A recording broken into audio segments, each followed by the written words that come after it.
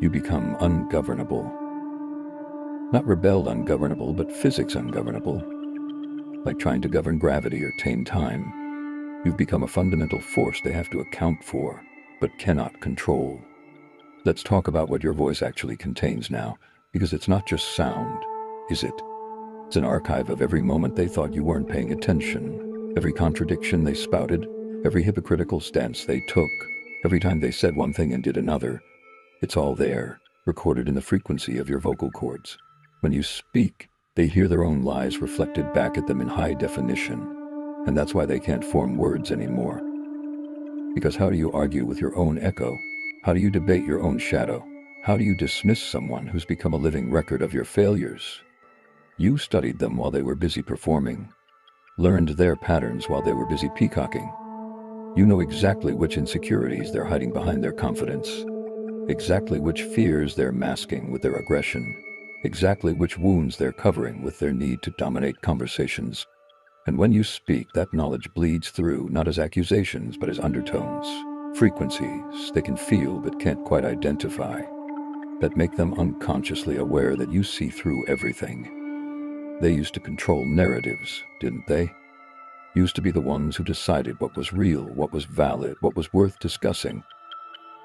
But your voice has become a reality override. When you speak, you don't just share your perspective. You reconstruct the entire timeline with receipts they forgot existed, with evidence they thought was buried, with truths they convinced themselves never happened. Your voice has become a time machine that drags them back to face every moment they tried to erase. And that's why they go silent. Because silence is their only defense against the overwhelming evidence of who they really are. Watch what happens when you start telling stories. Now, how the room gets quiet. How even strangers lean in. How the very air seems to hold its breath. Because your voice doesn't just convey information anymore. It transmits experience. It broadcasts the weight of genuine transformation. It radiates the authority of someone who earned their wisdom through survival, not theory. When you speak about pain, it's not conceptual, it's cellular. When you speak about betrayal, it's not abstract, it's anatomical. When you speak about power, it's not philosophical, it's practical. And that practical power is what terrifies them.